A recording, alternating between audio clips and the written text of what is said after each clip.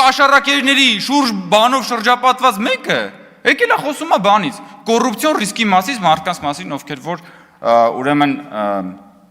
իրենց օրինական աշխատավարձով ապրում են։ Կամ այդ որ Թագուհի Թովմասյան մամուլում տեղ գտած հրապարակումների համաձայն դուք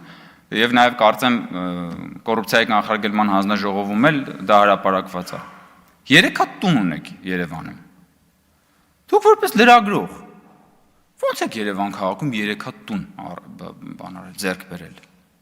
Հա՞։ Մատ կգաք մի օր այդտեղ բան ունեք, ելույթ ունենաք եւ հարցեր տակ նաեւ համապատասխան կառույցների ղեկավարներին դրա մասին։ Դուք 2018 թվականից ոնց որ թե падգամավոր եք եւ չէիք հասցնի 3 հատ տուն առնել ըստ մամուլում տեղ գտած հրապարակումների։ Դուք լրագրող եք աշխատել այն ժամանակ, երբ որ լրագրության եւ քաղաքական ոլորտում հորի բարքեր էին տիրում։ Բայց այդ հորի բարքերի ժամանակ ձեր հատկապես որ լրագրողական ծառայության համար են